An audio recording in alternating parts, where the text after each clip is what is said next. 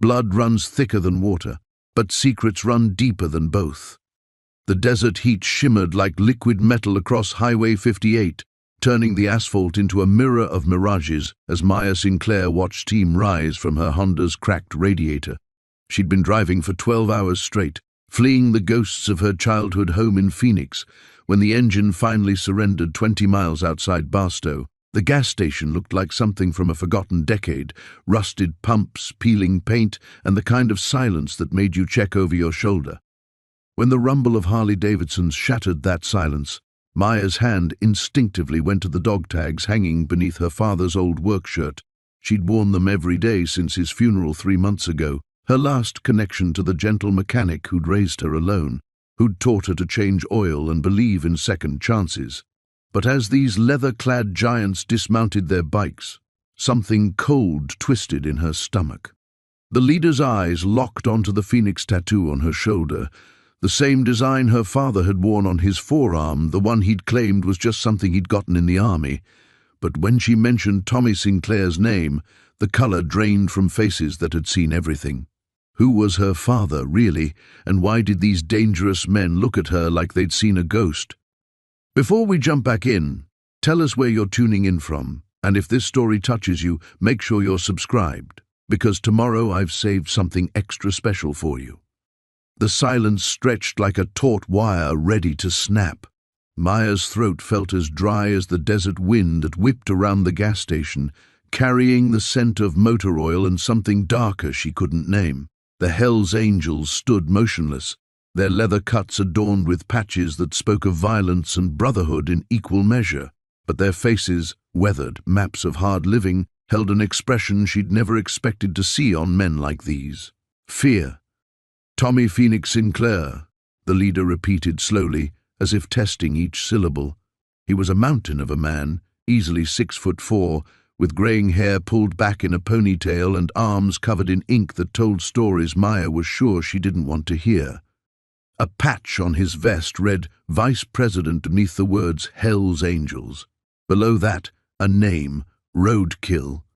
Maya's fingers tightened around the dog tags, the metal warm from her skin and the relentless July sun. You knew him? The question came out smaller than she intended, barely audible over the distant hum of the highway. Roadkill exchanged glances with the other bikers, 5 men who looked like they could tear apart her broken Honda with their bare hands. One of them, younger than the rest, with a spider web tattooed across his neck, took a step forward. Ghost, he whispered, and the name hung in the air like smoke. His name was Tommy, Maya said, confusion sharpening her voice. Tommy Sinclair. He was a mechanic. He fixed cars for 20 years at Morrison's garage in Phoenix. He coached Little League on weekends and made pancakes every Sunday morning. The words tumbled out, desperate to maintain the image of the father she'd known, the gentle man who'd never raised his voice, who'd cried at Disney movies when he thought she wasn't looking. But Roadkill was shaking his head, his expression caught between disbelief and something that might have been grief. 20 years, he murmured to the others. 20 goddamn years. The spiderweb man pulled out a phone, his fingers moving rapidly across the screen. Boss needs to see this, he said to Roadkill, who nodded grimly. Maya's heart hammered against her ribs. This was wrong, all of it. Her father had been Thomas Sinclair, born in Tucson, enlisted at 18, served 2 tours in Iraq before coming home to work with his hands and raise his daughter alone after her mother died in childbirth. She had his discharge papers, his social security card, 23 years of memories that painted him as the most honorable man she'd ever known. There's been a mistake, she said, backing toward her steaming car. My dad wasn't. He didn't know people like you. He was just... Show me the tattoo again, Roadkill interrupted, his voice carrying an authority that made her freeze mid-sentence.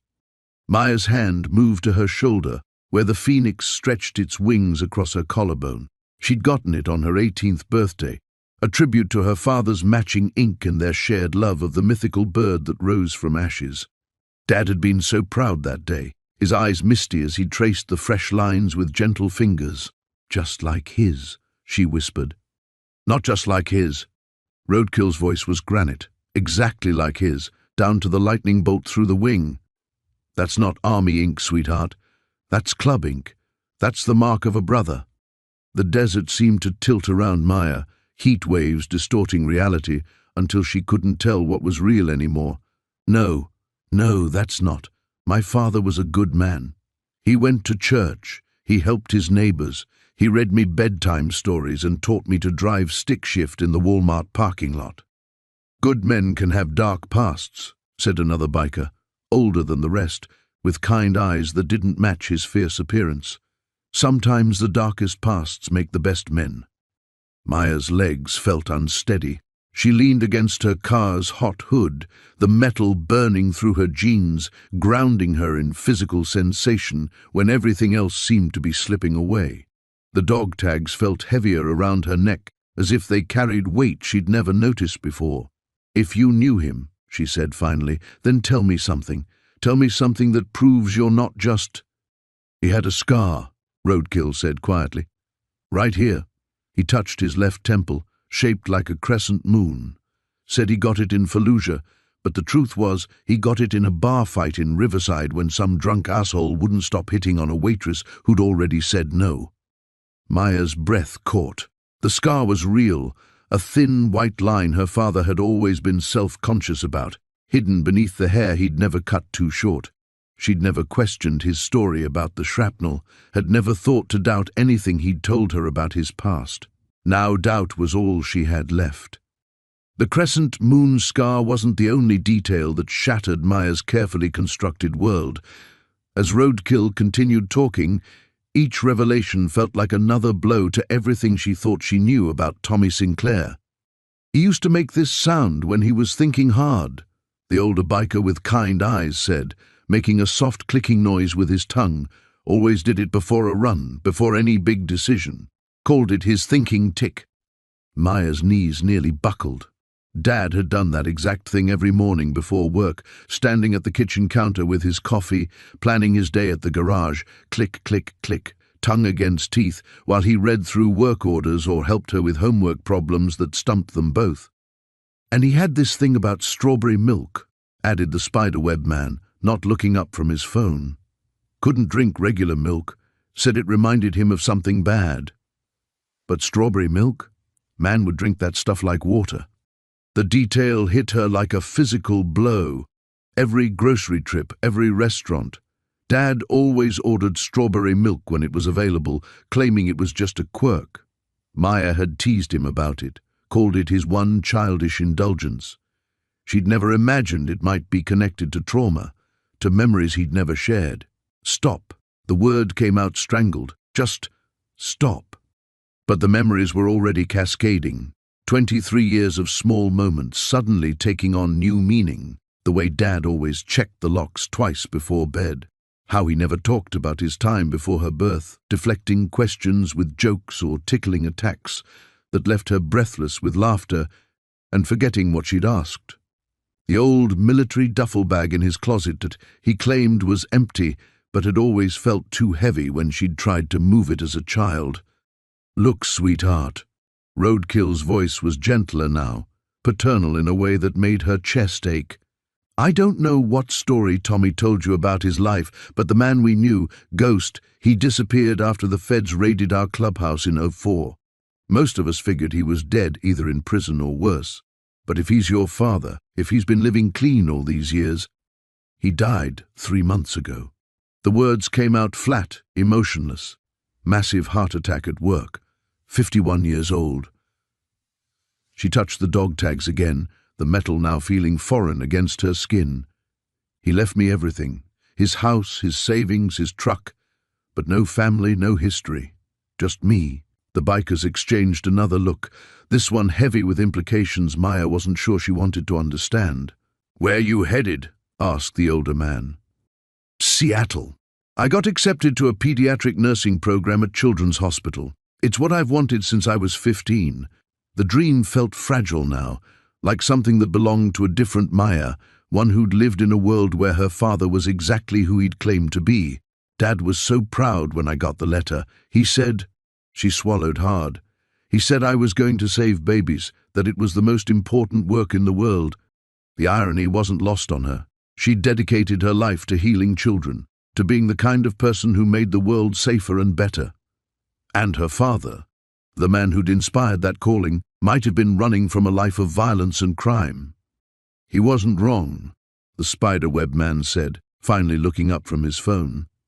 My kid sister, she's a nurse, takes a special kind of person to do that work. Roadkill was studying her face with an intensity that made her uncomfortable. You got his eyes, he said finally. Same green, same way of looking at people like you're trying to see their soul. Maya had heard that comparison her whole life, always with pride. Dad's eyes were beautiful, kind and warm and completely trustworthy.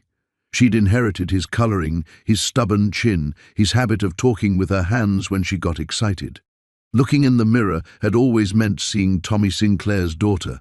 Now she wondered what else she'd inherited, what else ran in blood that carried secrets she'd never imagined.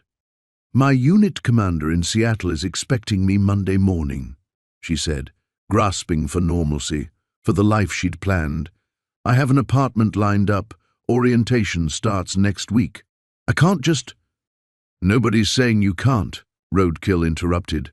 But you got questions now, don't you? Questions about who your father really was, what he was running from, why he chose to disappear. The sun was beginning to set, painting the desert in shades of orange and red that reminded Maya painfully of the phoenix on her shoulder. In a few hours, this empty stretch of highway would be dark and dangerous, no place for a broken-down car and a woman alone. But the alternative, accepting help from these men, diving deeper into mysteries that might destroy every good memory she had, felt infinitely more dangerous. Yeah, she whispered, the admission scraping her throat raw. I have questions. The admission hung between them like a loaded gun. Maya watched Roadkill's weathered face soften with something that might have been relief, or perhaps satisfaction at having confirmed what he'd suspected. The other bikers had formed a loose semicircle around her, not threatening exactly, but blocking any easy escape routes back to her broken Honda. Questions are dangerous things, the older biker with kind eyes said quietly. Sometimes the answers change everything you thought you knew about yourself. Before Maya could respond, the distant rumble of motorcycles echoed across the desert. She turned toward the highway, watching as 3 more bikes materialized from the heat shimmer, their engines growing louder as they approached the gas station. The new arrivals moved with purpose, pulling into the lot with military precision that made Maya's skin crawl. The lead rider was different from the others, smaller, leaner, with silver hair braided down his back and eyes like winter storms. When he removed his helmet, Maya saw a face that belonged in a museum, sharp cheekbones and hollow temples that spoke of a life lived hard and without compromise. The patch on his vest read President above the name Ice. So, Ice said, his voice carrying the kind of quiet authority that made grown men nervous. Ghost's little girl. He studied Maya with the detached interest of a scientist examining a specimen. She felt exposed under that gaze, as if he could see straight through her suburban nursing student facade to something she didn't even know existed. Show him, Roadkill said, and Maya found herself pulling down her shirt collar before she'd consciously decided to comply. The phoenix tattoo seemed to pulse in the dying light, its wings spread wide across her shoulder. Ice's expression didn't change, but something shifted in the air around them, the kind of electric tension that preceded lightning strikes. 20 years, he murmured, echoing Roadkill's earlier words. Tommy Phoenix Sinclair, son of a bitch, actually did it. Did what? Maya's voice sounded foreign to her own ears, hoarse with fear and desperate curiosity. Disappeared.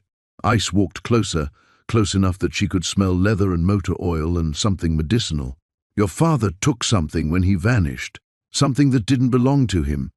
The words hit Maya like a physical blow. My father wasn't a thief. He was the most honest man I ever knew. He wouldn't even keep extra change when cashiers made mistakes. People change, Ice said simply. Sometimes for the better, sometimes too late. The spiderweb man was still working his phone, thumbs flying across the screen. When he looked up, his face had gone pale beneath his tattoos. "Ice," he said, voice tight with urgency. "We got a problem." He held out the phone, and Ice's winter storm eyes went flat and deadly as he read whatever was displayed. The temperature seemed to drop 10 degrees, despite the desert heat. "What kind of problem?" Roadkill demanded. "Federal kind," Ice replied, handing the phone back. 3 black SUVs, government plates, asking questions at truck stops between here and Vegas. Showing pictures. Maya's blood turned to ice water. "Pictures of what?" "Of you, sweetheart." Ice's smile was sharp as broken glass. "Seems somebody's been waiting a long time for Ghost's daughter to surface." The world tilted sideways. Maya grabbed her car's side mirror for support, her legs suddenly unable to hold her weight. "That's impossible. I haven't done anything wrong. I'm nobody. I'm just a nursing student from Phoenix." "You're Tommy Sinclair's daughter," Ice said, as if that explained everything. And apparently, that's enough. The sun had dropped below the horizon now, painting the sky in shades of purple and gold. In the distance, Maya could see headlights on the highway, too far away to identify, but moving in their direction. Everything inside her screamed to run, but her car was dead, and the desert stretched endlessly in all directions. "You have a choice to make," Ice continued, his voice cutting through her panic. "You can wait here for whoever's coming in those SUVs and hope they're the good guys. Or you can come with us, and maybe we can help you find the answers you're looking for." "Come with you where?" "Somewhere safe. Somewhere we can figure out what your father really took, and why the feds are still hunting his family after 20 years. Maya's hand moved instinctively to the dog tags around her neck. In the space of an hour, her entire world had been turned upside down. The father she'd worshipped was a criminal, the life she'd planned was built on lies, and now she was being hunted by federal agents for reasons she couldn't begin to understand. But those headlights were getting closer, and the desert offered nowhere to hide. "If I go with you," she said slowly, "what happens to my life? My job? My apartment? My future?" Ice's smile was cold as December. "Depends what we find, doesn't it? Sometimes the only way forward is through the fire." The phoenix on her shoulder seemed to burn. The headlights were definitely closer now, close enough that Maya could make out the distinctive boxy silhouettes of SUVs cutting through the desert twilight. Her mouth went dry as sandpaper as she watched them approach, 3 dark shapes moving with the inexorable purpose of sharks scenting blood in the water. "How long do we have?" she asked, surprised by how steady her voice sounded when everything inside her was screaming. Ice checked his watch, the movement casual, as if they were discussing dinner plans rather than federal agents hunting a dead man's daughter. 5 minutes, maybe 6 if they stop at the last exit to coordinate. 5 minutes to decide whether to abandon everything she'd ever known for the word of criminals who claimed her father was one of them. 5 minutes to choose between the federal agents who might arrest her for crimes she didn't understand, or the outlaw bikers who wanted to drag her deeper into a world that terrified her. Maya closed her eyes, trying to summon her father's voice, his guidance. What would Tommy Sinclair tell his daughter to do? But that was the problem, wasn't it? She was beginning to suspect she'd never really known Tommy Sinclair at all. "My apartment in Seattle," she said suddenly. "I signed a lease, gave them first month's rent and a security deposit. That's $3,000 I can't afford to lose." "Money's just paper," Roadkill said gently. "You can always make more money." "Easy for you to say. I've been saving for 2 years to make this move. I took extra shifts, ate ramen noodles for dinner, bought my scrub second-hand." The words came out sharper than she intended, years of careful budgeting and sacrifice bleeding through her fear. "That $3,000 represents every hope I had for my future." Ice was watching her with those winter storm eyes, reading something in her face that she didn't want him to see. "Your future's already gone, sweetheart. The moment those federal boys started showing your picture around, your clean little life in Seattle became impossible." The truth of it hit her like a physical blow. Even if she somehow convinced the agents she was innocent, there would be questions, investigations, background checks that would uncover whatever her father had hidden. Her nursing program would disappear, her carefully constructed identity as a respectable citizen would crumble. "I don't even know your real names," she said desperately, grasping for reasons to refuse their help. "You could be murderers, drug dealers, human traffickers. For all I know, you're worse than whatever's coming in those SUVs. "We could be," Ice agreed mildly. "But we're also the only ones offering you a choice. When the feds get here, you won't have any choices left." Maya's hand found the dog tags again, her father's final gift now feeling like a curse around her neck. She thought about the life she'd planned. Sterile hospital corridors, tiny patients with brave smiles, the satisfaction of healing instead of harming. She'd wanted to be everything her father had taught her to value, honest, helpful, a force for good in a broken world. But what if her father hadn't been any of those things? What if the man who'd taught her to help others had built his new life on theft and betrayal? "If I come with you," she said slowly, "and we find out my father really was this ghost person, really was a criminal, what then? Do I become like you? Do I have to choose between federal prison and this?" She gestured at their leather cuts, their club patches, the hard lives written in scars and tattoos across their faces. "Maybe," Ice said with brutal honesty, "maybe you find out you're more your father's daughter than you ever imagined. Or maybe you find out he was trying to protect you from exactly this choice." The headlights were close enough now that Maya could hear engines, the low rumble of government vehicles that sounded nothing like the desperate wheeze of her dying Honda. Her chest felt tight, panic creeping up her throat like rising water. "I'm not a criminal," she whispered. "I've never even gotten a speeding ticket. I volunteer at the animal shelter on weekends. I send birthday cards to my elderly neighbors. I don't know how to be the kind of person who runs from federal agents." "Your father learned," the older biker with kind eyes said quietly. "And he did a damn good job of it for 20 years.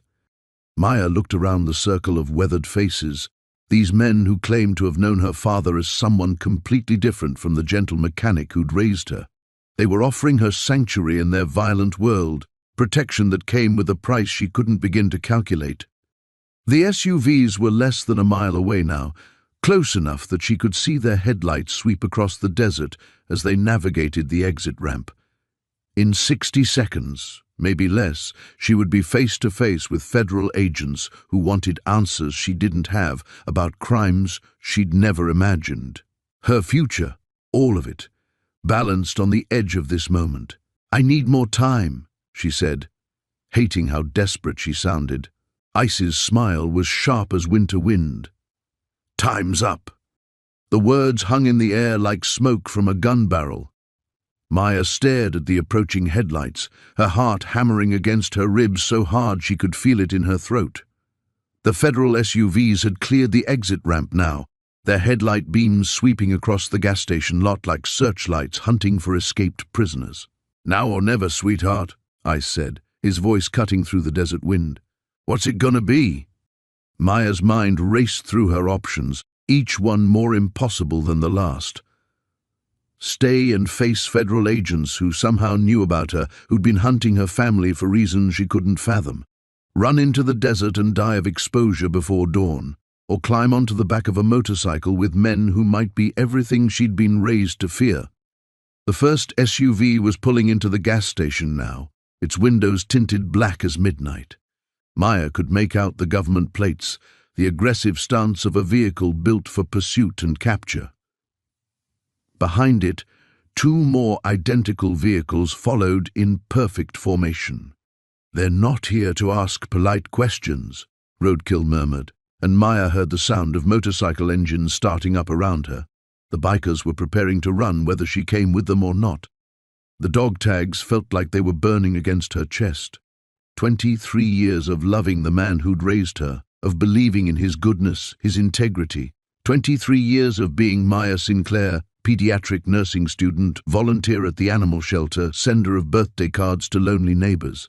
That woman would never run from law enforcement. That woman would stay and explain, would cooperate and trust in a system built on justice and truth.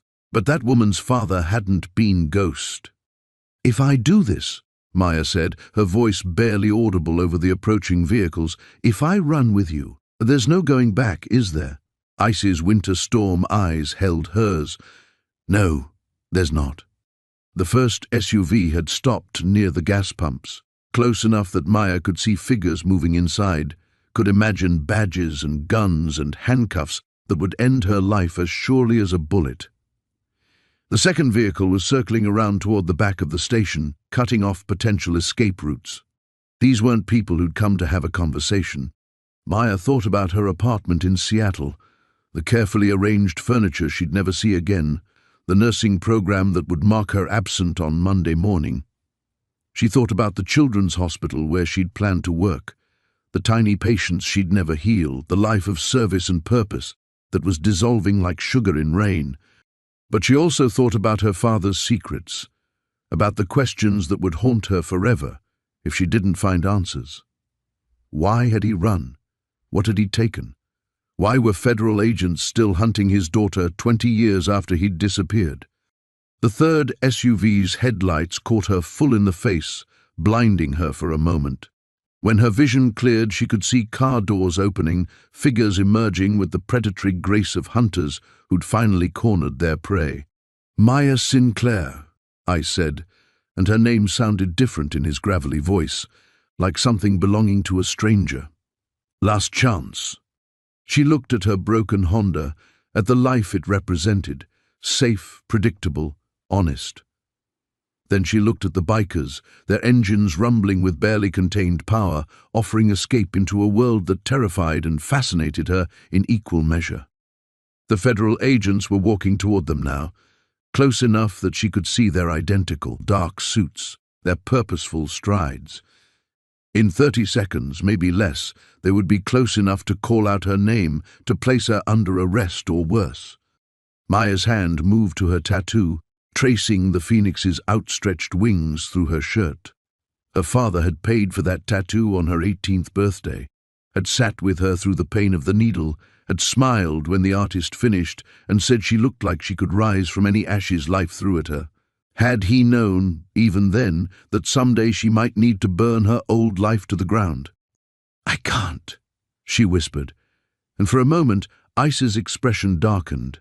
Then she grabbed his outstretched hand, her fingers closing around leather and steel and calluses earned through violence. "I mean, I can't stay. I'm coming with you." Ice's smile was sharp as broken glass, but his grip was surprisingly gentle as he pulled her toward his bike. "Hold tight, princess. Things are about to get interesting." Maya threw her leg over the motorcycle's seat, her arms wrapping around Ice's waist as the engine roared to life beneath them.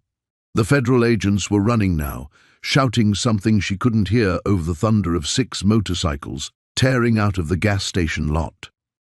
As they hit the highway, Maya looked back once at her abandoned Honda, at the life she was leaving behind. Then she pressed her face against Ice's leather cut and held on as they disappeared into the desert darkness, carrying her toward answers that might destroy everything she'd ever believed about herself. There was no going back now. The threshold had been crossed. The desert highway blurred past in a kaleidoscope of headlights and darkness, the motorcycle's engine drowning out everything except the thunder of Maya's heartbeat in her ears. Ice's leather cut was rough against her cheek, smelling of motor oil and cigarettes and something indefinably dangerous. Behind them, she could see the federal SUVs giving chase, their headlight beams cutting through the night like accusations. "Where are we going?" she shouted over the wind, but Ice either couldn't hear her or chose not to answer. The convoy of motorcycles moved as one organism through the darkness, taking an off-ramp that led away from the main highway into territory that looked progressively more desolate. 20 minutes later, they pulled into what appeared to be an abandoned truck stop, its broken neon sign flickering sporadically against the star-drunk sky. The bikers killed their engines in unison, and the sudden silence felt more ominous than the roar had been. Maya's legs were shaking as she climbed off the bike, whether from adrenaline or terror she couldn't say. "First test passed," Ice said, pulling off his helmet. "You didn't freeze up when it mattered." "Test?" Maya's voice cracked on the word. "This was a test. Everything's a test in our world, Princess. How you handle pressure, how you make decisions when there's no good choices left. Your daddy would have understood that." Roadkill was already on his phone, speaking in low, urgent tones to someone on the other end.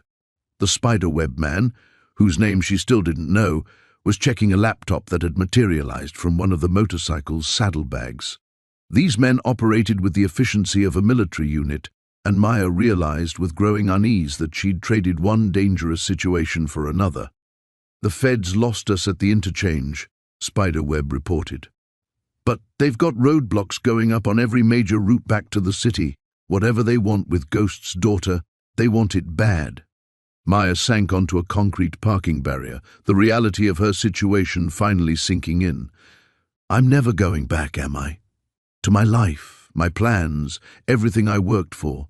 Depends," I said, lighting a cigarette with practiced ease. "Tell us what you know about your father's military service." He was a mechanic. Fixed helicopters during Desert Storm, came home with PTSD and spent 2 years in and out of VA hospitals before he got his life together. "Why?" The bikers exchanged glances that spoke volumes Maya couldn't read. Ice took a long drag from his cigarette, studying her face in the intermittent glow of the broken neon sign. "Your father wasn't just any mechanic," he said finally. "Tommy Phoenix was special ops. The kind of soldier who didn't officially exist, who did things the government would never acknowledge. When he came back stateside, he was broken in ways the VA couldn't fix." Maya's world tilted again. "That's impossible. He hated violence. He wouldn't even kill spiders in the house. He'd trap them in glasses and release them outside." "People change," the older biker said gently. "Sometimes they have to." Roadkill finished his phone call and approached their group, his expression grim. "Cobra's got intel from the inside. The feds aren't just looking for Ghost's daughter. They think she knows where he hid the money." "What money?" Maya demanded, frustration bleeding into her voice.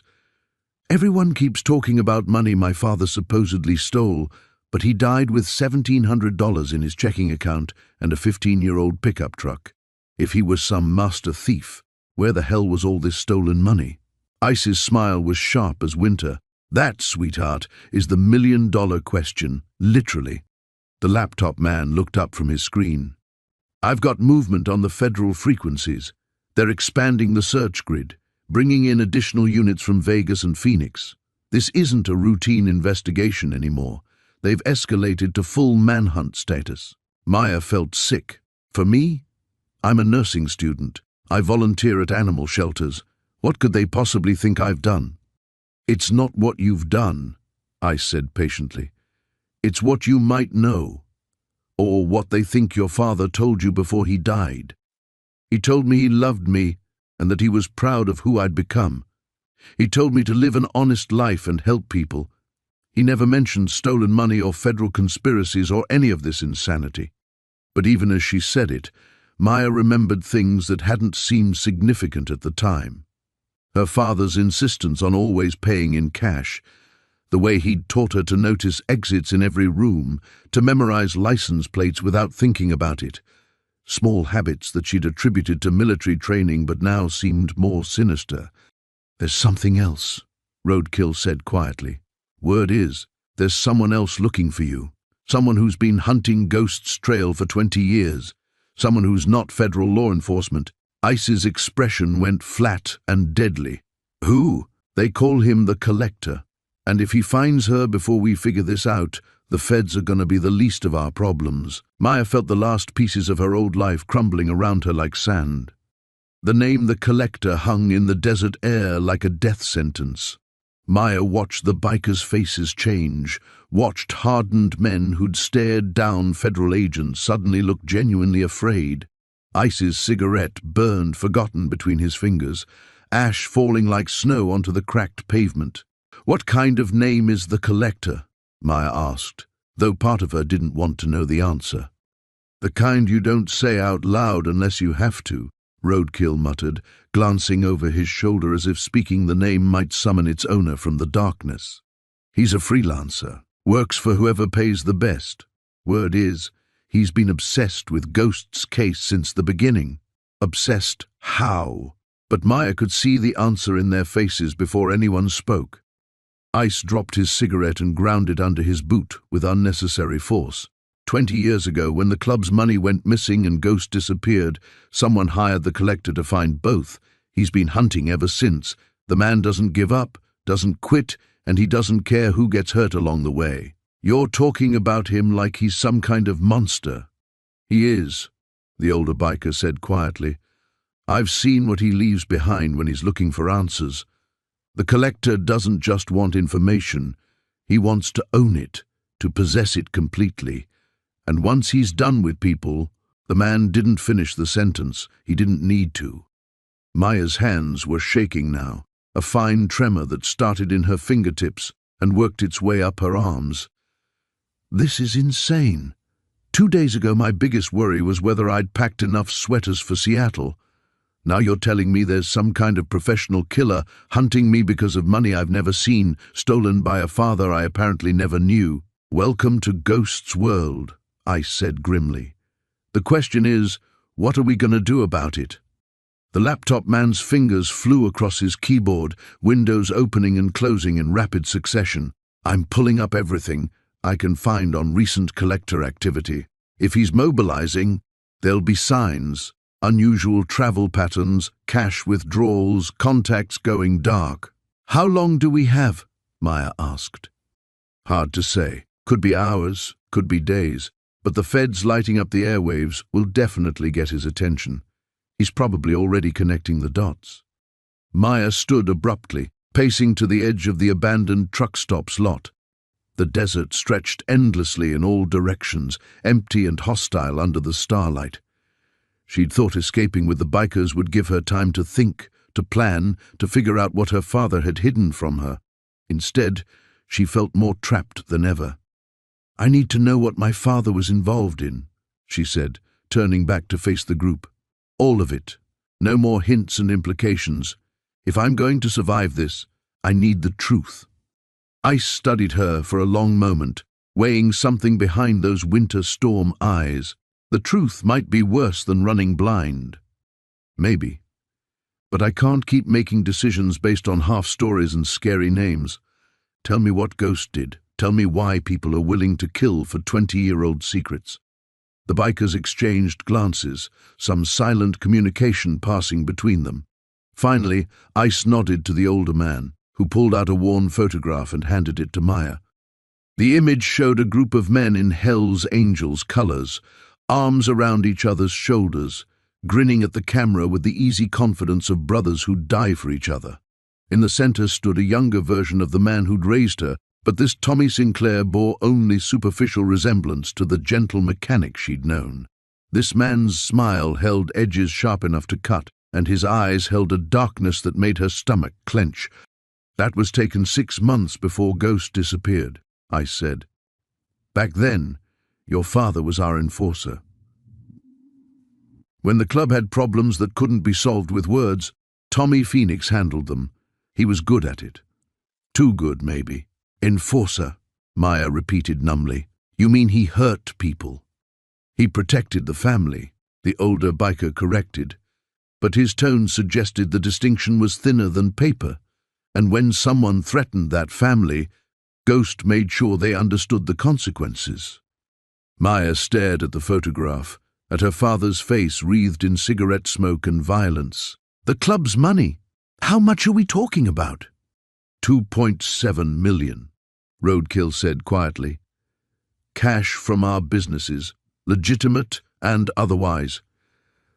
Ghost was supposed to transport it to a safe location during the federal raid. Instead, both he and the money vanished. The number hit Maya like a physical blow. Nearly $3 million. More money than she could imagine, more than enough to kill for, more than enough to spend 20 years hunting. And now the collector thinks I know where it is, she said. Or that you have access to it, Ice confirmed. Either way, you're in his crosshairs now. Question is, are you ready to fight back? Maya's laugh came out broken and bitter, a sound she'd never heard herself make before. Fight back? I don't even know how to throw a punch. I've never owned a gun. The most violent thing I've ever done is give a screaming toddler a vaccination. Your father's blood runs in your veins, I said. That counts for something. My father's blood is exactly what got me into this mess. Maya crumpled the photograph in her fist, then immediately smoothed it out again, staring at the stranger wearing her father's face. Ready to fight back, she repeated. What does that even mean? Before Ice could answer, the laptop man's head snapped up. We've got a problem. Big one. The urgency in his voice made Maya's skin crawl. Around her, the bikers went still with the predatory alertness of animals sensing danger. Talk to me, Ice commanded. 3 unmarked vehicles just pulled into a truck stop 12 miles east of here. Black SUVs, government plates. But here's the thing, they're not moving like feds. Too coordinated, too surgical. The collector? Roadkill's voice was barely a whisper. Has to be. And he's not alone. I'm reading at least 6 heat signatures, all armed. The man's fingers danced across the keyboard. They're setting up some kind of perimeter. Professional-grade equipment, military-style formation. Maya felt something cold and sharp settle in her chest. This was really happening. The gentle mechanic who'd raised her, who'd taught her to change oil and bandage scrapes, had somehow created a legacy that was now hunting her across the desert like a pack of wolves. How did they find us so fast? She asked. Probably the same way they've been tracking Ghost's ghost for 20 years, Ice said grimly. The collector's got resources, contacts, technology. If he's been obsessing over this case as long as we think, he knows every move before we make it. The older biker was checking his weapon, a motion so casual it might have been adjusting his watch. Question is, do we run again or make a stand? With what? Maya's voice pitched higher than she intended. You said it yourself. I don't know anything about the missing money. I can't tell them something I don't know. That's not how the collector works, Ice said quietly. He doesn't just want information. He wants to own the entire story, to possess every secret Ghost ever had. And you, Princess, are the last living piece of that puzzle. The full horror of her situation crashed over Maya like a wave. She wasn't just running from people who wanted answers. She was running from someone who wanted to consume her father's legacy entirely, and she was the final morsel. There has to be something, she said desperately. Something my father left behind, some clue about where he hid the money. If we could find it, give it back. You think this is about the money? Roadkill laughed, but there was no humor in it. Sweetheart, 2.7 million is pocket change to the kind of people who hire the collector. This is about pride now, about finishing what was started 20 years ago. Maya's legs gave out, and she sank back onto the concrete barrier. Everything she'd believed about herself, about her life, about her father, was crumbling like sandcastles in a storm. The man who'd read her bedtime stories and taught her to ride a bike had apparently been a violent enforcer for an outlaw motorcycle club. The quiet mechanic who'd worked 60-hour weeks to pay for her college education had stolen millions of dollars and disappeared, leaving her to face the consequences of his choices. Movement, the laptop man announced, his voice tight with tension.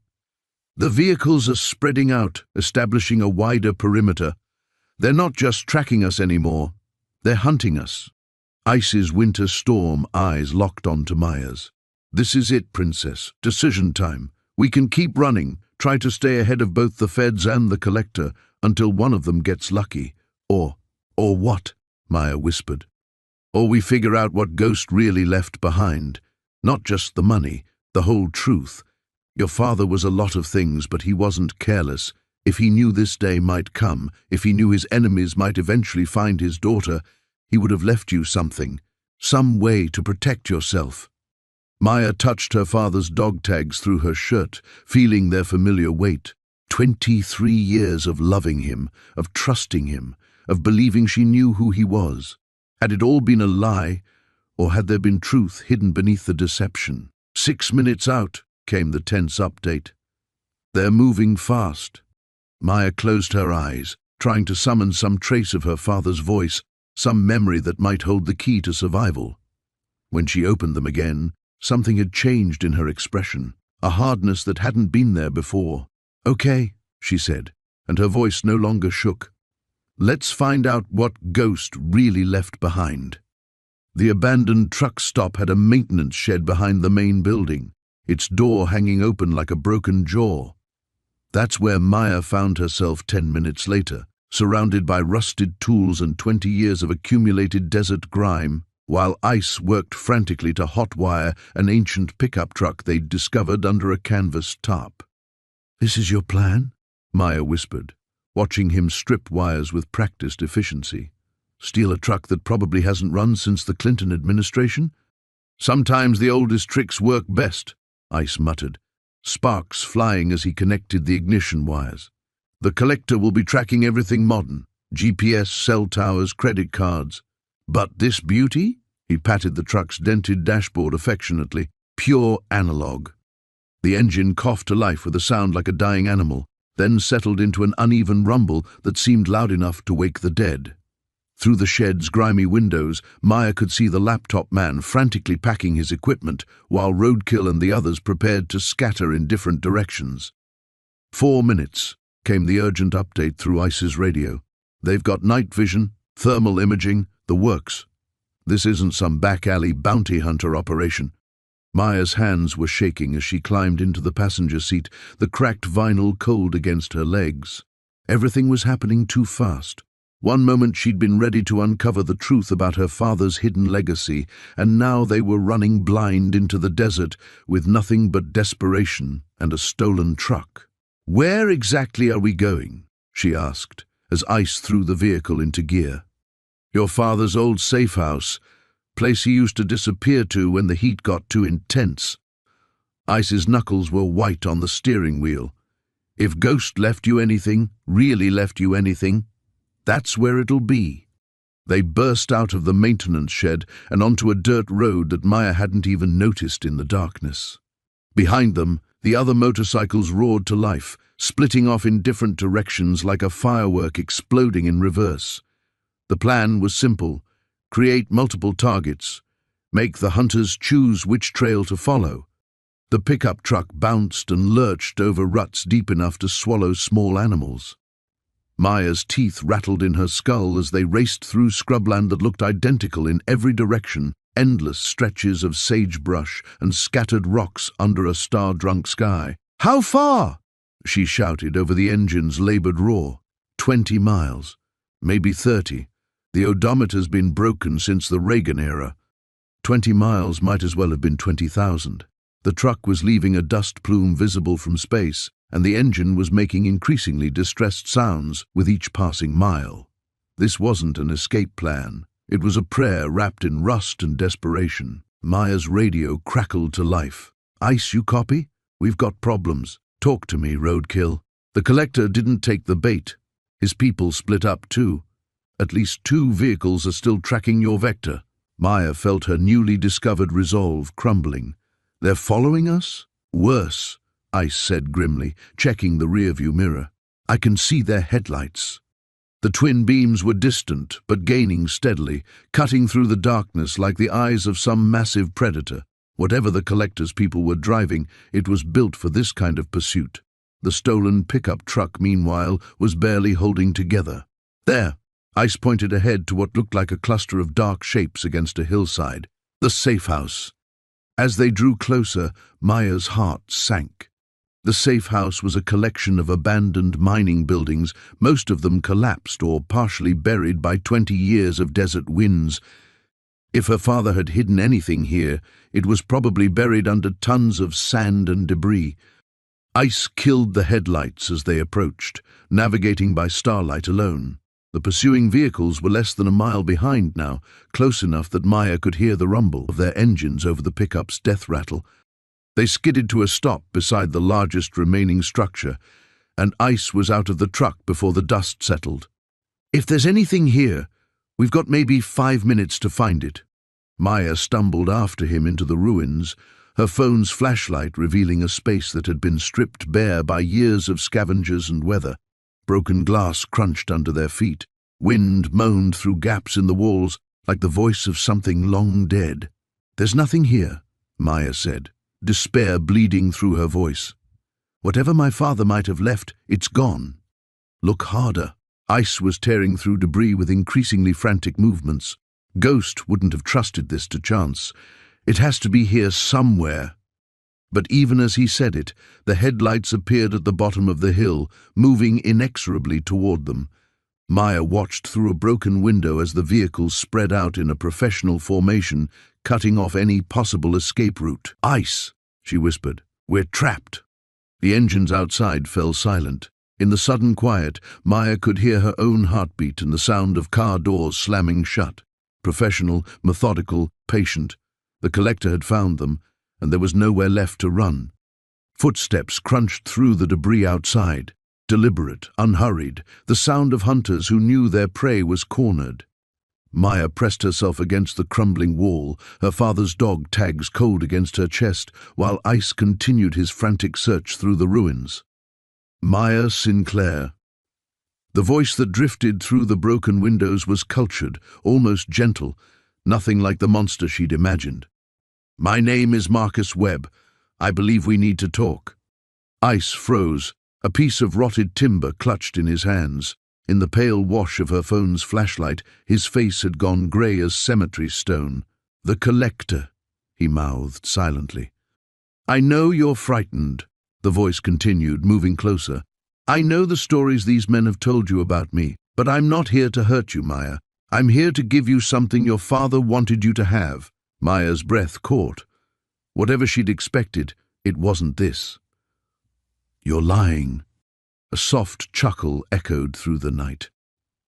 Tommy Sinclair was many things, violent, unpredictable, dangerous to anyone who crossed him, but he was also a father who loved his daughter more than his own life, even more than the Brotherhood that raised him. "Keep looking," Ice whispered urgently, attacking another pile of debris, but his movements had taken on a desperate quality, like a man digging his own grave. "The money everyone thinks he stole?" Webb's voice was closer now, just outside the main entrance. "He never took it, Maya. He died protecting it. Died protecting you." "That's impossible." Maya's voice cracked. "He raised me. He was there for 20 years. Was he?" The question hit like a physical blow. "Think carefully, Maya. Really think. What do you actually remember about your father from before you were 3 years old?" The flashlight trembled in Maya's hands as fragments of memory shifted and swirled. Birthday parties where her father seemed to be learning how to be a parent in real time. The way he sometimes forgot which stories he'd already told her. The collection of different driver's licenses she'd found in his toolbox when she was 12, each bearing his photograph but different names. "The man who raised you," Webb continued, his voice now patient as a confessor's, was Thomas Mitchell. Federal agent, deep undercover for 4 years. He was supposed to infiltrate the Hells Angels, gather evidence, then disappear back into his real life. Ice had stopped searching entirely, his face a mask of dawning horror. "But then came the raid," Webb said, "and Tommy Phoenix Sinclair, the real Phoenix, was shot trying to escape federal custody, dying in a hospital bed, knowing his 3-year-old daughter would become a ward of the state, knowing she'd grow up knowing her father only as a criminal." Maya's legs gave out. She slid down the wall until she hit the concrete floor, her mind reeling. "No, that can't be true." Phoenix made Agent Mitchell a deal with his last breath. Take the child, disappear. Give her the life of a mechanic's daughter instead of a dead criminal's orphan. In exchange, Phoenix would tell him where the club's money was really hidden. The pieces were falling into place with sickening clarity. The gentle mechanic who'd seemed to learn fatherhood through trial and error. The man who'd known exactly how to forge documents, but had needed 3 attempts to braid her hair for picture day. The father who'd loved her with desperate intensity, as if every day together was borrowed time. Agent Mitchell was supposed to turn over the money and the child to federal custody, Webb continued. Instead, he kept both, raised you as his own daughter, never touched a cent of the club's fortune. For 20 years, he lived every day knowing that discovery meant prison, or worse, the cancer," Maya whispered, understanding flooding through her like ice water. "When he was dying, that's when you found him."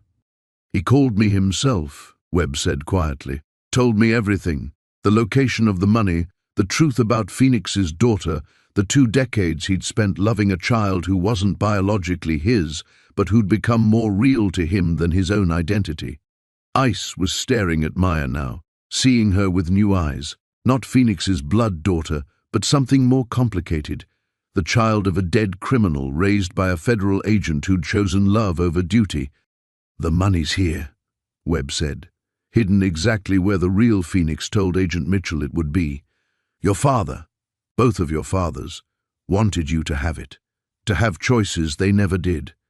Maya touched the dog tags around her neck with shaking fingers. Not her biological father's, but worn by the man who'd chosen to become her father anyway. Thomas Mitchell, who'd sacrificed his entire identity to give a criminal's orphaned daughter a chance at a normal life. "Where?" she whispered. "Under the floorboards of the foreman's office, sealed in waterproof containers, exactly where it's been waiting for 20 years. Everything had changed. Everything she thought she knew about herself, about her father, about the blood running through her veins, all of it shifted, revealing a truth more complex and beautiful than any lie. The revelation hung in the desert air like smoke, and Maya finally understood why some secrets were worth dying for. For several heartbeats, no one moved. The truth Webb had revealed sat heavy in the ruined building like a physical presence, reshaping everything Maya thought she understood about herself. She was the daughter of a dead criminal, raised by a federal agent who'd chosen love over duty. The gentle mechanic who'd bandaged her scraped knees and taught her to drive wasn't her biological father, but he'd been more of a father than blood could have made him. "Show me," Maya said finally, her voice steadier than she felt. Webb stepped into the ruins, and Maya was surprised to see a man in his 50s with graying temples and kind eyes. Nothing like the monster she'd imagined. Behind him came 2 other figures, but they held their weapons lowered, non-threatening. "The foreman's office was in the back corner," Webb said, gesturing toward a partially collapsed section of the building. "Your father, Agent Mitchell, came here once, just once, to verify the money was where Phoenix said it would be. Then he spent 20 years pretending it didn't exist." Ice hadn't moved from his position near the debris pile, but Maya could see him reassessing everything. The notorious collector wasn't here to capture or kill, he was here to complete a 20-year-old promise. Together they cleared away chunks of concrete and twisted metal from the back corner. Beneath the rubble, the original wooden floorboards had survived, warped but intact. Webb produced a crowbar from somewhere and began prying up the planks with practiced efficiency. "Agent Mitchell described the exact location," he said, working methodically. "3rd board from the wall, 4 feet from the corner." Phoenix was very specific. The board came up with a groan of protest, revealing a space beneath that had been carefully excavated and lined with plastic sheeting. Inside were 3 military-style ammunition containers, their olive-drab surfaces unmarked by time. Maya knelt beside the cache, her hands trembling as she touched the first container. "He really did it. He really kept this secret for 20 years. Love makes people do impossible things," Webb said quietly. "Agent Mitchell loved you enough to become someone else entirely." Ice finally approached, his winter-pale eyes fixed on the containers. "So what happens now? You take the money, Maya disappears into witness protection, and we all pretend this never happened?" Webb shook his head. "The money was never the point. Maya, these containers hold more than cash. Phoenix left letters for his daughter, for the club, for Agent Mitchell, his final words to the people who mattered to him." Maya's breath caught. Letters from her biological father, written in the moments before his death, words from a man she'd never known but whose blood ran through her veins. "There's something else," Webb continued. "Agent Mitchell wasn't the only one keeping secrets. The real reason I've been hunting this case for 20 years isn't professional, it's personal. Phoenix was my brother. The revelation hit like a physical blow. Maya stared at Webb, searching his features for some resemblance to herself, some echo of family. Half-brother, Webb clarified. Same father, different mothers. I became a federal agent partly to keep him out of trouble. Obviously, I failed. Uncle Marcus, Maya whispered, testing the words. I have an uncle. You have family, Webb said. Real family, who knows the truth about who you are and loves you anyway. For the first time since this nightmare began, Maya felt something other than fear. She opened the first container with reverent care, revealing neat stacks of weathered bills and several sealed envelopes. One envelope bore her name in careful handwriting for Phoenix's little bird, when she's old enough to understand. He called me that, Maya breathed. When I was small, Agent Mitchell, my dad, used to call me his little bird. Phoenix told him to, Webb said.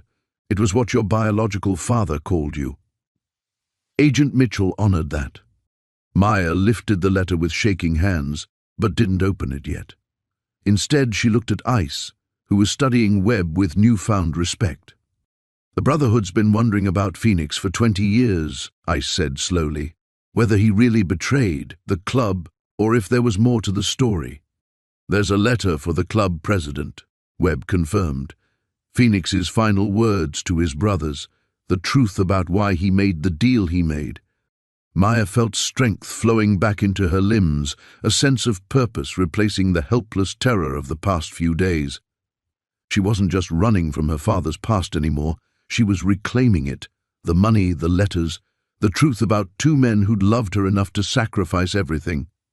I want to read them all, she said, standing up with new determination. My father's words, and Phoenix's too. I want to understand the whole story. Then we have work to do, Webb said. Because, Maya, there's one more thing you need to know. Agent Mitchell may have kept the secret for 20 years, but he wasn't the only federal agent involved in the original case, and not all of them were as honorable as your father. The gathering strength, Maya felt crystallized into resolve. Whatever came next, she would face it with the truth finally in her hands. Maya clutched the unopened letter from Phoenix, her biological father's final words burning against her fingertips. The desert wind whistled through the ruined building as Webb's warning settled over them like a shroud. What do you mean? Not all of them were honorable, she asked, though part of her already knew the answer would shatter whatever fragile peace she'd found in learning the truth. Webb's expression darkened. Agent Sarah Kellerman was Agent Mitchell's partner during the original infiltration. When Phoenix died and Mitchell disappeared with you and the money, she covered for him, filed reports claiming both the child and the cash were never recovered. For 20 years she's been waiting. Ice stepped closer, his protective instincts clearly activated. Waiting for what? For Agent Mitchell to die, Webb said grimly. She knew he'd eventually surface, through illness, emergency, something that would force him to reach out. The cancer was perfect, gave her time to track his communications, follow his movements, identify his assets. Maya's blood turned to ice water. She knows about me. She's been watching you since before your father's funeral. Every credit card transaction, every phone call, every mile you drove on your way to California. She let this play out exactly as it has because she needed someone else to do the dangerous work of actually recovering the money. The pieces clicked into place with horrible clarity. She's why you were chasing me. She fed you information, made sure you'd track me down. I thought I was investigating a decades-old cold case, Webb admitted. I didn't realize I was being manipulated until yesterday, when I discovered she'd been monitoring all my communications. That's when I knew I had to reach you first. Maya thought about the past few days, the constant sense of being hunted, the feeling that their pursuers always seemed to know exactly where to find them. Agent Kellerman hadn't been chasing them, she'd been herding them, driving them toward this exact moment when the money would finally surface. She's coming here, Maya said, the certainty hitting her like a physical blow. Webb nodded. She's probably already in position. Kellerman's been planning this recovery for 2 decades. She won't let it slip away now. Ice was checking his phone, his face grim. No signal from any of my brothers. That's not normal radio silence, that's communication jamming. Maya felt the walls closing in again, but this time the sensation was different. This wasn't the helpless terror of being hunted by unknown forces. This was the focused intensity of someone who finally understood exactly what she was fighting for. "How much money are we talking about?" she asked, looking at the unopened containers. "Approximately $2.3 million, Webb said. The Hells Angels' entire operational fund from their West Coast chapters, accumulated over years of various enterprises." Maya laughed, surprising herself. "My dad, Agent Mitchell, lived paycheck to paycheck his entire life, fixed cars for barely enough to keep us fed and housed, all while sitting on enough money to retire to a mansion somewhere." "That's what love looks like," Webb said quietly. "He could have taken it and run at any time. Instead, he chose to be your father." The sound of helicopter rotors began as a distant whisper, but grew rapidly louder. Through the broken windows, Maya could see searchlights sweeping across the desert, growing closer with each pass. "Federal task force," Webb said, checking his watch. "Kellerman's making her move." Ice was already gathering the ammunition containers, his movements efficient despite the urgency. "We need to go, now." But Maya stood frozen, the letter still clutched in her hands. Running meant abandoning any chance of reading Phoenix's final words, of understanding the truth about the father she'd never known.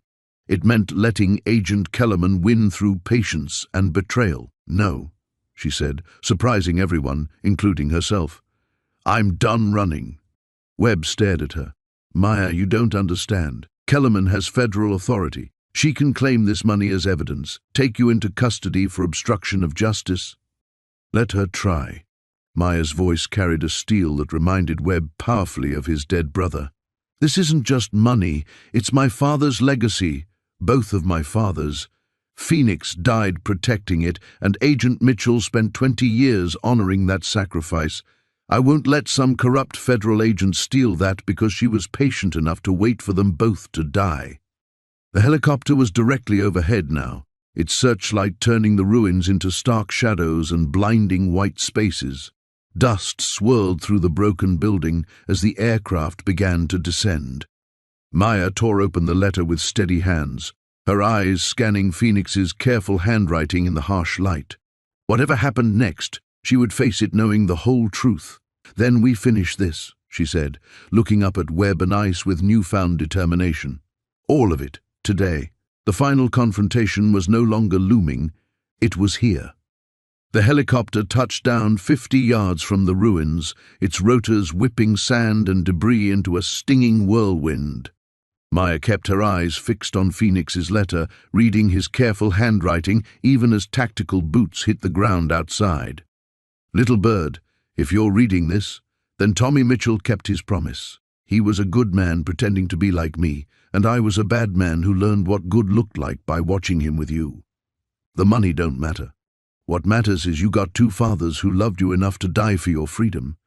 "Maya Sinclair," a woman's voice cut through the helicopter noise, amplified by a megaphone. "This is Agent Sarah Kellerman, Federal Bureau of Investigation. You're surrounded. Come out with your hands visible." Ice positioned himself near the main entrance, hand resting on his weapon. "How many?" Webb peered through a gap in the concrete blocks. 8 agents, full tactical gear. Kellerman's staying back by the helicopter, letting her people take the risks. Maya continued reading, her father's words steadying her racing heart. "Marcus, that's your Uncle Marcus, the Fed chasing this case.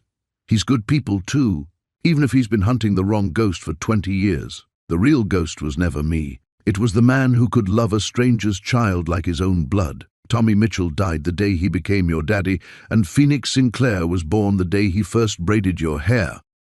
You have 60 seconds to exit the building." Kellerman's voice again, closer now. This is a lawful federal operation. You're harboring evidence in a decades-old racketeering investigation. Maya looked up at Webb. Is that true? Legally, I mean? Legally, it's complicated, Webb admitted.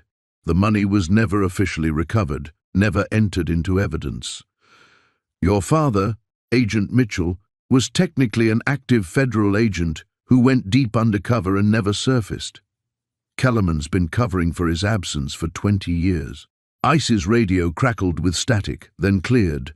Ice, you copy? Razor's voice, tight with urgency. Here. Federal roadblock on the main highway, but we found the back trails. 20 brothers, armed and moving fast. What's your situation? Maya felt something shift inside her, a sensation like tumblers falling into place in a complex lock. Everything her father had taught her, everything she'd learned these past few days, everything Phoenix had written in his final letter. The pieces weren't just coming together, they were forming a weapon. The club boys will respect you if you show strength, little bird. But don't forget, sometimes, the strongest thing you can do is trust people to be better than they think they are. Ice, Maya said, her voice carrying new authority. Tell your brothers to stay back. This isn't their fight. He stared at her. Maya, those agents will... No, they won't. She folded Phoenix's letter carefully, slipping it into her jacket pocket along with Agent Mitchell's dog tags. Because I'm going to give Agent Kellerman exactly what she wants. Webb stepped forward. Maya, if you turn over that money... I'm not turning over anything. Maya moved toward the ammunition containers, lifting the first one with steady hands. I'm reclaiming it. There's a difference. The approaching footsteps of tactical agents echoed off the concrete walls. In 30 seconds, this would become a standoff between federal law enforcement and a pediatric nurse who'd spent the last week learning she was someone entirely different than she'd believed. Maya opened the second container, revealing more cash and a thick manila envelope labeled Evidence, Agent T. Mitchell, UC 47. Her father's original reports from his undercover operation, documenting federal crimes committed by agents who'd betrayed their oaths. Uncle Marcus, she said, testing the family relationship that still felt surreal. How badly does the FBI want to avoid a public scandal about agents stealing money from organized crime investigations? Webb's eyes widened as he understood her strategy. Kellerman's been filing false reports for 20 years. If this goes to court, the whole thing unravels, Maya finished. Agent Mitchell's cover, Phoenix's cooperation agreement. The money that was supposed to be seized as evidence but got buried in departmental politics and personal greed. Ice was grinning now, recognizing the tactical brilliance of someone who'd learned strategy from two masters, a federal agent who'd maintained deep cover for 4 years, and a Hells Angels enforcer who died protecting what mattered most. The tactical team reached the entrance, their weapons trained on the interior. Red laser dots danced across the walls like deadly fireflies. Maya stood up, holding the evidence envelope high enough to be visible. Agent Kellerman, she called out. I have something you need to see, but you're going to have to come in here alone to get it. Silence stretched across the desert like a held breath. Otherwise, Maya continued, her voice carrying perfectly through the ruins, this all gets very, very public. And federal agents stealing money from crime scenes doesn't usually play well on the evening news. The final test wasn't just beginning, Maya had just rewritten the rules. The silence that followed Maya's ultimatum stretched for exactly 17 seconds. She counted each one, using the breathing techniques her father had taught her for managing panic attacks. Then Agent Kellerman's voice crackled over the radio, ordering her tactical team to hold position. You have no idea what you're dealing with, Miss Sinclair, Kellerman called out, her amplified voice echoing off the concrete walls. That money is evidence in multiple federal investigations. Evidence that's been missing from federal records for 20 years, Maya replied, clutching the manila envelope tighter. Evidence that Agent Mitchell documented was being stolen by his own partner. The footsteps approaching the entrance stopped abruptly. Maya could practically feel Kellerman's shock rippling through the desert air. She's coming in, Webb whispered, his hand moving to his concealed weapon. Kellerman can't risk her team hearing this conversation. Ice positioned himself where he could see both entrances, his winter-pale eyes scanning for movement. Your play, Maya. Whatever happens next, we've got your back. The main doorway darkened as Agent Sarah Kellerman stepped inside, her service weapon drawn but pointed at the ground. She was smaller than Maya had expected, a compact woman in her 50s with steel-grey hair pulled into a tight bun and eyes that held 20 years of carefully controlled desperation. Agent Marcus Webb, Kellerman said, noticing Maya's uncle for the first time. I should have known you'd surface eventually. Still chasing ghosts, I see. Just family business, Webb replied evenly. Though I suppose that's what this has always been for you too. Very personal. Kellerman's gaze shifted to the ammunition containers, then to the envelope in Maya's hands. Agent Mitchell was my partner for 4 years. I watched him disappear into that club, watched him become someone else entirely. When he vanished with you and the money, I covered for him because I thought he'd eventually come back. But he never did, Maya said, understanding flooding through her. Because Phoenix died and my dad, Agent Mitchell, couldn't surface without exposing the fact that he'd taken someone else's child. Do you have any idea what I've sacrificed to keep his secret? Kellerman's voice cracked with decades of suppressed anger. 20 years of filing false reports, 20 years of explaining why evidence never materialized, 20 years of watching my career stagnate while I protected a man who'd abandoned his duty. Maya felt something unexpected, sympathy for this woman who'd spent 2 decades trapped by her own loyalty. But Phoenix's letter had taught her something crucial about the difference between love and possession. He didn't abandon anything, Maya said firmly. He chose something more important than duty. He chose me. That money belongs to the federal government, Kellerman snapped. Its proceeds from organized crime, seized during a lawful investigation. Actually, Webb interjected, pulling a document from his jacket, it belongs to whoever can prove legal ownership, and according to Phoenix Sinclair's cooperation agreement, which I've had in my files for 20 years, he retained rights to any personal assets the club was holding on his behalf. Maya stared at her uncle in amazement. Personal assets? Your college fund, Webb explained. Phoenix had been setting aside money for years, planning to leave the club and start over with his daughter. The cooperation agreement specifically protected those funds from federal seizure. Kellerman's weapon came up, though she didn't point it directly at anyone. That's impossible. No federal prosecutor would have signed off on...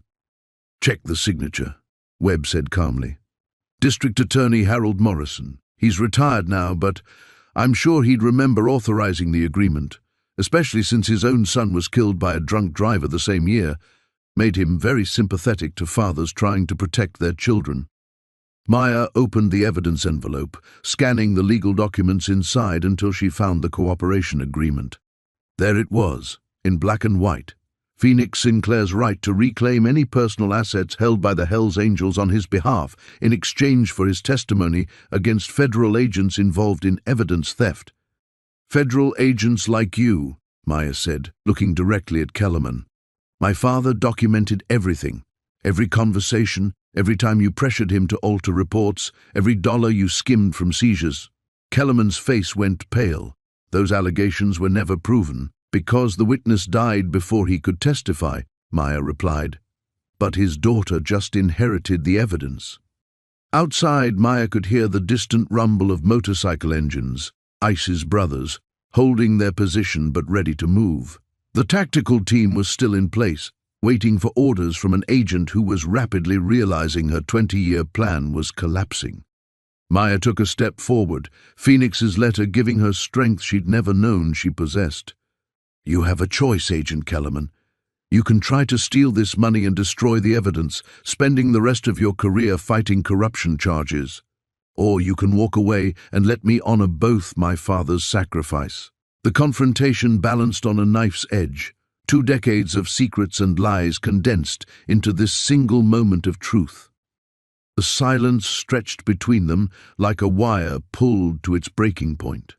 Maya could see the calculations running behind Kellerman's eyes. 20 years of careful manipulation colliding with the reality that her patient web was finally unraveling. "You don't understand what you're asking me to give up," Kellerman said, her weapon trembling slightly. "That money was supposed to be my retirement. 20 years of covering for your father, 20 years of career suicide, and for what? So a dead biker's bastard could inherit a fortune?" The words hit Maya like physical blows, but they also crystallized something that had been building inside her since she'd first read Phoenix's letter. This wasn't just about money or justice or even family legacy. It was about choosing what kind of person she wanted to be when everything she'd believed was stripped away. "You're right," Maya said, setting the evidence envelope on one of the ammunition containers. "I don't understand that kind of sacrifice. Because real sacrifice isn't about what you lose, it's about what you choose to protect." She opened the first container fully, revealing neat stacks of cash wrapped in plastic. More money than she'd ever seen. Enough to pay off her student loans, buy a house, start the pediatric clinic she'd dreamed about since nursing school. Her father's gift, Phoenix's legacy, her ticket to a completely different life. "This money could change everything for me," Maya continued, her voice growing stronger. "But keeping it means letting you walk away. It means all the other families you might destroy, all the other fathers who might disappear because a federal agent decided her career was worth more than their lives." Webb stepped forward. "Maya, you don't have to." "Yes, I do." Maya began lifting cash bundles from the container, her movements deliberate and sure. "Because this is what my father, both my fathers, would want me to do." Kellerman's eyes widened as she realized what was happening. "You can't be serious." "I'm giving you the money," Maya said, stacking bundles on the concrete floor between them. "All of it. Your retirement fund, your career salvation, everything you've waited 20 years to claim." Ice made a sound of protest. "Maya, that's your inheritance." "No," Maya interrupted, her hands now moving faster, emptying both containers with mechanical precision. "My inheritance isn't money. It's knowing who my fathers really were. It's learning that love means sacrifice, not possession." The cash formed a growing pile on the dusty floor. $2.3 million in unmarked bills, the financial foundation of a new life Maya was choosing to abandon. "But here's what you're going to give me in return," Maya continued, pulling out her phone and opening the camera app. "A confession, on video. Every detail of how you manipulated the investigation, how you used federal resources to hunt an innocent family, how you planned to steal evidence from a crime scene." Kellerman's face went ashen. "That's career suicide. That's justice." Maya held the phone steady, her finger hovering over the record button. "And it's the only way you get to walk away with that money instead of spending the next 20 years in federal prison." The weight of the choice hung heavy in the desert air. Maya could feel Ice's admiration, Webb's amazement, and Kellerman's desperate fury all pressing against her like physical forces. But underneath it all was something else. A sense of Phoenix's presence, of Agent Mitchell's approval, of becoming exactly the person they'd raised her to be. "The tactical team," Kellerman said weakly. "They'll hear everything." "Then you'd better send them away first," Maya replied. "Because this conversation is going to take a while." Kellerman's radio crackled as she ordered her team to pull back to a perimeter position. Maya watched through the broken windows as federal agents retreated toward their helicopter, confusion evident in their movements. "You have no idea what you're sacrificing," Kellerman said, staring at the money. "That's your future you're throwing away." Maya thought about her tiny apartment in Phoenix, her student loan payments, her dreams of opening a clinic in an underserved community. All of it achievable now with the fortune at her feet, all of it disappearing with her choice to put justice before personal gain. "My future was never about money," she said, pressing record on her phone. "It was about becoming someone my fathers would be proud of, someone who understands that the most precious things you can give up are the ones that cost you everything." Kellerman looked at the camera, then at the cash, then at Maya's unwavering expression. 20 years of planning, 20 years of patient corruption, all balanced against the moral clarity of a young woman who'd learned sacrifice from masters. "Where do you want me to start?" Kellerman asked quietly, her shoulders sagging in defeat. Maya felt something precious break inside her chest, the dream of financial security, of an easy path forward. But in its place, something infinitely more valuable took root, the knowledge that she'd chosen love over comfort, justice over convenience, just like both her fathers had taught her. The confession began, and with it, the final cost of victory revealed itself completely. Kellerman's confession lasted 43 minutes. Maya's phone battery dropped to 12% as the federal agent methodically detailed 2 decades of evidence manipulation, witness intimidation, and the systematic cover-up that had consumed her career. Each admission fell like stones into still water, sending ripples through Maya's understanding of how far corruption could reach when fed by desperation and time. When it ended, the silence felt different, not tense with possibility, but heavy with completion. Kellerman sat on an overturned crate, staring at the pile of cash that had cost her everything to claim. The money looked smaller now, somehow diminished by the weight of what it had demanded in return. "What happens now?" Kellerman asked, her voice hollowed out by exhaustion. Maya stopped the recording and slipped her phone into her pocket. "Now you take your money and disappear. Retire quietly somewhere far away and pray that none of the families you destroyed over the years ever find you. And the confession? Goes to my uncle's contacts at Internal Affairs, along with all of Dad's original evidence files." Maya felt the manila envelope's weight in her jacket. The investigation will be quiet, professional, and thorough. Other agents involved will have chances to come forward voluntarily before the hammer falls. Webb stepped forward, his expression mixing pride with concern. "Maya, you realize what you've just given up? That money could have bought me a future built on stolen goods and covered-up murders," Maya finished. "No thanks. I'd rather keep my father's real legacy." Ice had remained silent during the confession, but now he moved to help Kellerman gather the cash bundles. His massive hands were surprisingly gentle as he packed the money back into the ammunition containers. "Your old man would be proud," he said quietly to Maya. "Both of them. Takes real strength to walk away from that kind of temptation." Kellerman struggled with the first container's weight, and Ice lifted it effortlessly.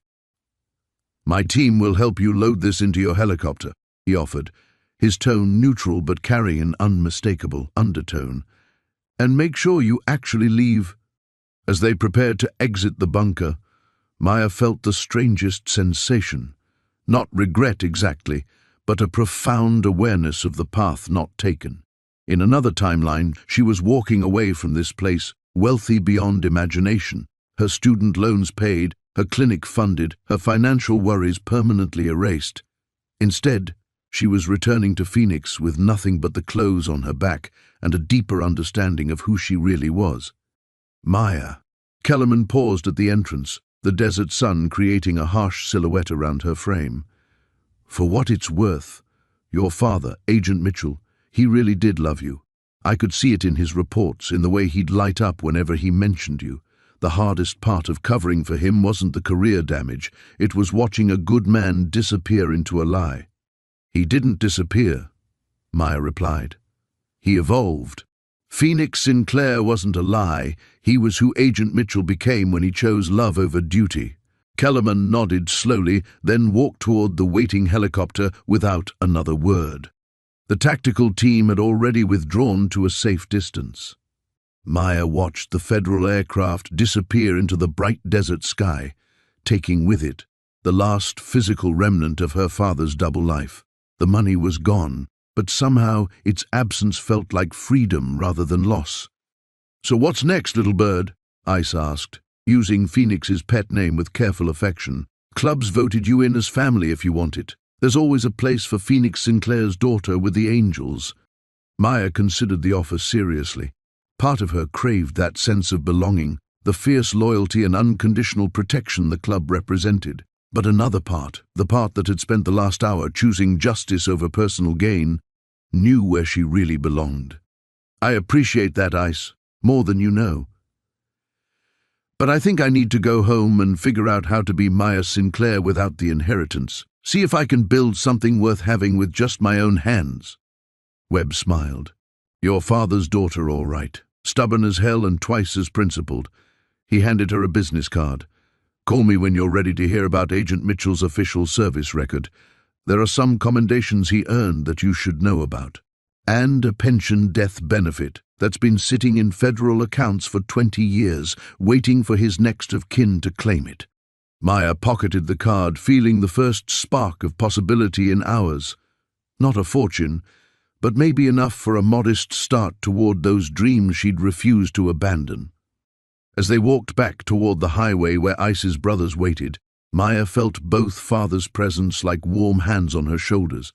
She'd passed the final test neither of them could have anticipated, proving that their greatest gift hadn't been money or protection, but the moral foundation to choose love over comfort, justice over convenience. The desert stretched endlessly ahead, full of new possibilities built on old truths, the return.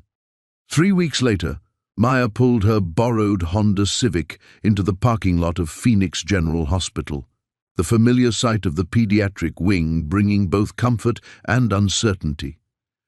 The Arizona sun blazed overhead just as mercilessly as it had that night in the Mojave, but everything else had changed. She sat in the car for a long moment, hands steady on the wheel, studying her reflection in the rearview mirror. The woman looking back bore little resemblance to the frightened, naive girl who'd driven out of this same parking lot a month ago. The phoenix tattoo on her shoulder had healed beautifully, its edges now crisp and vibrant against her skin. But it was her eyes that showed the real transformation. They held a depth that hadn't been there before, the kind of clarity that only came from walking through fire and choosing who you wanted to be on the other side. Inside the hospital, Maya's supervisor, Janet Chen, nearly dropped her clipboard when she spotted her at the nurse's station.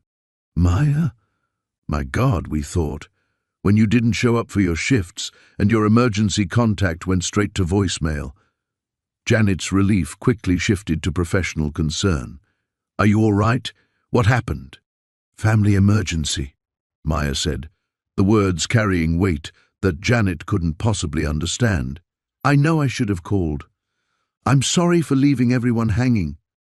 Your patients asked about you constantly, Janet said, her expression softening. Especially little Emma Martinez. She's been drawing you pictures every day, convinced you'd come back soon. Maya felt something tight in her chest release. This was why she'd come home, not for the familiar routine or the steady paycheck, but for the 7-year-old cancer patient who believed in promises, who trusted that the people who cared for her wouldn't simply vanish without explanation. Is she here today? Room 314. She's scheduled for another round of chemo this afternoon. Janet paused, studying Maya's face with practiced eyes. You look different, stronger somehow. Maya nodded, unsure how to explain that she'd discovered strength she never knew she possessed, that she'd chosen integrity over wealth and found it more satisfying than any fortune could have been. I learned some things about my family, about myself. Walking through the pediatric ward, Maya felt the familiar rhythm of the hospital settling around her like a second skin. She'd wondered if this place would feel small after everything she'd experienced, if the quiet heroism of nursing would pale compared to the dramatic choices she'd made in the desert. Instead, she found the opposite was true. Every small kindness felt more significant now. Every moment of comfort she could offer a frightened child carried the weight of hard-won wisdom.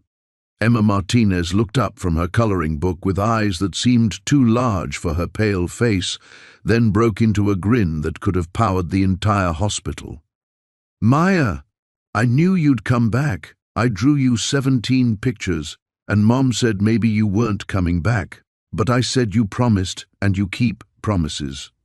Maya sat on the edge of the hospital bed, throat tight with emotion. You're absolutely right, sweetheart. I keep my promises. And I promise I'm not going anywhere.